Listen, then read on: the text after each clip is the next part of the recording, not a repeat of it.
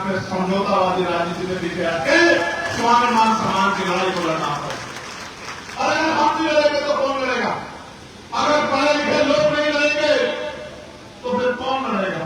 वो समाज जो सुबह मजदूरी के लिए जाता है, जो मेहनत मजदूरी के लिए बिकने जाता है चौक पे और पूरे दिन 300-400 रुपए में बिककर बड़ी मुश्किल से थका हालात में खड़ा है, अपने बच्चों की रोटी की व्यवस्था करता है, कपड़े की व्यवस्था करता है, भोजन की व्यवस्था, उसकी छत की व्यवस्था करता है, फीस की व्यवस्था करता है, वो कैसे लड़ पाएगा?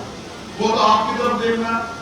आज अगर कहीं जुर्म होता है तो बताओ, पुलिस से पहले भीम आर्मी को लोग फोन करते नहीं करते? बताओ क्यों करते हैं? क्योंकि उनको भरोसा है कि ये हमारे साथ अन्याय नहीं होने देंगे। एक बात यह है कि अन्याय ना हो और एक बात यह है कि अन्याय होने न दिया जाए। अन्याय तो अब तक अन्याय खिलाफ तो लड़ते आए हैं, लेकिन अगर हम अपनी राजनीतिक ताकत बना लेंगे तो अन्याय हो ही नहीं पाएगा मेरे भाइयों। क्योंकि न्याय करने वाले पर जब सख्त कार्रवाई होगी तो कार्रवाई एक पे होगी और सबक हजारों लोगों को लगेगा कि अब इनकी गरीबों की तरफ आग उठा के देखना नहीं है वरना सजा मिलेगी। अभी तो सत्ता निर्दोष को जेल भेज देती है और दोषी को कंधे पर बिठा देती है। सब आपके सामने। तो मैं इस स्वामी अच्युतानंद हरियाणा की कर्मभूमि पर आपसे ये पूछना चाहता हूं, इस लड़ाई में आप लोग मेहनत करोगे नहीं करोगे? बताओ, दोनों हाथ उठा के बताओ। करोगे? यहां से जाके निकल के काम करोगे? बूथ कमेटी बनवाओगे, सेक्टर कमेटी बनवाओगे, भाईचारा कमेटी बनवाओगे, घर घर जाके पहुंच के अपनी बात को लोगों तक पहुंचाओगे? पक्का? ऐसा तो नहीं कि आज ना गया हूं और मुझे कुछ करने के लिए कह रहे हो। और कल ये सोचो कि हमारे जिंदगी में तो किसी भगवान ने गरीबी बेबसी लाचारी लिख दी है, अब तो हम लोग ऐसे ही मरेंगे। मेरे भाइयों, मेरी माएं बैठी, मैं किसी की आलोचना नहीं करना चाहता, लेकिन जितनी माएं यहां बैठी हैं, एक बार हाथ उठा के बता दो कि क्या आपने हवाई जहाज में सफर किया? जिसने किया हो जरा एक बार हाथ उठा के मुझे दिखा दो। जिसने हवाई जहाज में सफर किया, जिसने किया हो हाथ उठा ले। जिसने हवाई जहाज में यात्रा की हो, एक भी महिला ऐसी नहीं है जिसने हवाई जहाज में यात्रा की। हेलीकॉप्टर में तो की होगी, हेलीकॉप्टर में भी की। तो आप ये सोचो कि ये अगर आर्थिक गैरकानूनी नहीं है तो आप मुझे बताओ कि एक महिला जहां पैदा होती है पूरी जिंदगी उसी के आसपास घूम फिर के मेहनत मजदूरी करके और वहीं की वहीं दफन हो जाती है, और एक महिला जो है वो हवाई जहाज प्लेन से घूमने का काम करती है। क्या सरकारों को गरीबों की चिंता है? अगर अमीर गरीब का जिंदगी होता तो क्या कोई यहां गरीब रहता? सच तो ये है कि हमारे गरीब समाज की माओ ने तो एसी के ट्रेन के एसी वाले डब्बे में भी सफर नहीं किया। ठीक है, लेकिन दिन बदलेंगे, समय बदलेगा, समय बलशाली और परिवर्तन होगा और आपके घरों पे भी उजाला आएगा, आपके घरों पे भी रोशनी आएगी। मेरी बात को आप याद रखना। और कुछ नहीं देंगे, 2000 रुपए महीने के नहीं देंगे, नहीं देंगे, बिल्कुल नहीं देंगे ताकत बनने पे, लेकिन आपके बच्चों को दुनिया के सबसे अच्छी शिक्षा व्यवस्था से जोड़ने का काम करेंगे। गरीब का बच्चा भी पढ़ लिख कर कम से कम 40-50 हजार रुपए की नौकरी करके अपनी बूढ़ी मां को इज्जत की जिंदगी दिलाने का काम करे, उसकी सम्मान की रक्षा करने का काम करे। नहीं लेंगे 500-600 रुपए की कोई किस्त, लेकिन अस्पतालों में इतनी अच्छी व्यवस्था करेंगे कि प्राइवेट अस्पताल उनके आगे धूल भागते नजर आएंगे। दवाई भी मिलेगी, डॉक्टर भी टाइम पर आएगा, इलाज भी बेहतरीन होगा, सारे टेस्ट भी वही होंगे और साफ सफाई भी इतनी अच्छी होगी कि अस्पताल में आने के बाद घर जाने का मन नहीं करेगा। मेरी बात को आप याद रखना। बहुत प्रकार के अस्पताल बनाएंगे और रोजगार देंगे। अपने भाइयों को रोजगार देंगे, जमीन देंगे, जिन पे जमीन है उनको जमीन देंगे, जिन पे रोजगार है उनको रोजगार देंगे, जिन पे सरकारी है उनको प्राइवेट देंगे, जिनको प्राइवेट नहीं मिलेगा जो धंधे लगा के कंपनी में खर्चे लगा के उनको लोन देके उनको प्रति छोटे उद्योग से जोड़ने का काम करेंगे। और एक बात सुनिश्चित करेंगे कि चाहे पैसे वाला हो या गरीब, किसी सामंतवादी को हिम्मत नहीं होगी कि मूछे रखने पे, घोड़ी पे बैठने पे, बारात निकालने पे किसी गरीब की हत्या कर दे या किसी बहन बेटी का अपमान कर दे। ये बात सुनिश्चित करेंगे, ऐसी कानून व्यवस्था लागू करेंगे कि कोई किसी गरीब को अपमानित नहीं कर पाएगा। इसलिए मैं आपसे कहना चाहता हूं, ये लड़ाई तभी कामयाब होगी, सीने पे चंद्रशेखर आजाद का फोटो बनाने से कामयाब नहीं होगी मेरे बहादुर से। ये कामयाब होगी जब चंद्रशेखर आजाद को राजनीतिक शक्ति आप दोगे, और जिस दिन चंद्रशेखर आजाद के पास राजनीतिक शक्ति होगी तो किसी कोने में खड़े होकर आवाज लगा देना, घंटे भी नहीं लगेंगे, आपकी आवाज आपके भाई तक पहुंच जाएगी।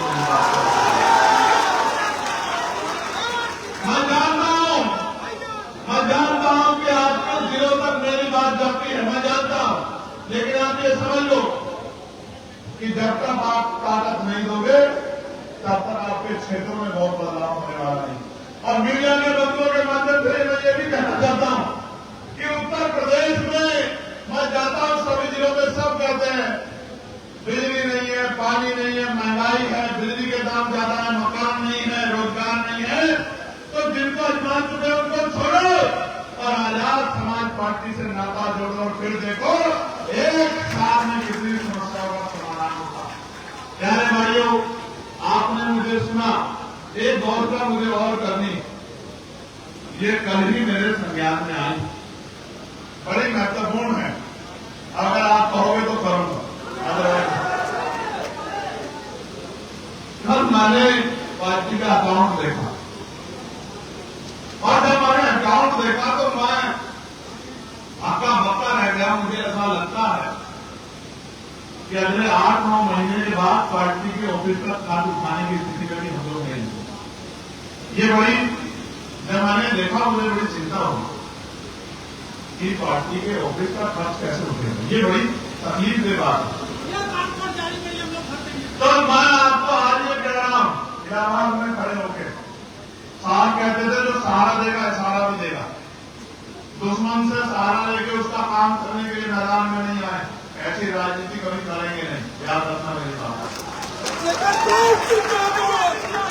आंदोलन आपके सहारे पे, आपके लिए, आपको मुख्य धारा में लाने के लिए, आपके आंसू पहुंचने के लिए चल रहा है, शक्ति आपके लिए बनाई जा रही है। इसलिए आपसे कहना चाहता हूं, यहां तो ये भी नहीं पता कल कौन सी गोली आके कहां से सीना चीर के जाएगी।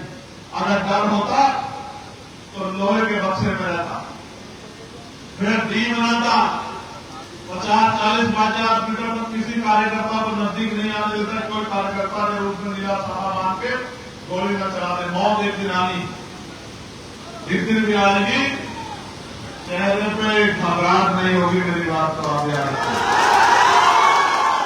एक बात, दूसरी बात, जेल में आना पड़े, कोई परेशानी आ जाए घुटने नहीं टेकेंगे, दूसरी बात। और तीसरी बात, बारकोड जारी करूंगा 1-2 दिन के अंदर, चाहे 1 रुपया देना, चाहे 10 रुपये देना, जिसकी इतनी हिम्मत हो, किसी की 100 की, 200 की, 1000 की, 2000 कोई मजबूत हो, 10-20-50 हजार रुपये देना, जैसे अभी उन्होंने दिए थे। लेकिन इतना कमजोर मत छोड़ देना कि कुछ काम में कटौती करनी पड़े।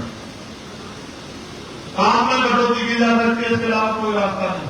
भाई अब 20 जगह जाते हैं, 15 जगह जाते हैं महीने में, फिर 5 जगह जाएंगे, अब ट्रेन से जाते हैं, फिर ट्रेन से जाएंगे, समय कम ज्यादा रहेगा। लेकिन ऐसा नहीं होगा कि किसी भी चीज की कमी के कारण आंदोलन से समझौता हो जाएगा, ऐसा कभी नहीं होगा। ना विचार से समझौता होगा, ना आंदोलन से समझौता होगा।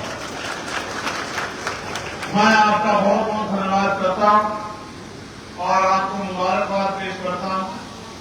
और मैं दोनों हाथ जोड़ के वो जो जेल गए थे एक बार खड़े होना मेरे साथ अपना घर तो जेल में से वही खड़े रहना।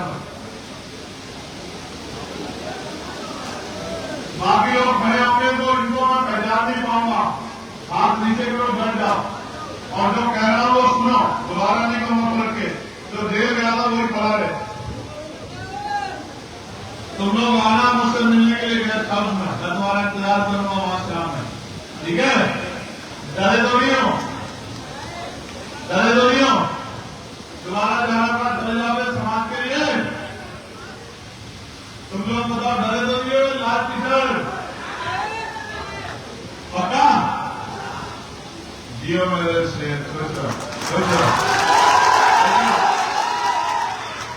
तुमने अपना नाम एक बूढ़ बुढ़ होती है निकाल के बाद तुमने अपना नाम सुनहरे अक्षरों में दर्ज कराया, क्योंकि बहुत कम माएँ ऐसी होती है जो योद्धा जन्म करती, और तुम लोगों ने साबित किया है खुद को कि तुम अपनी लड़ाई को लड़ने वाले।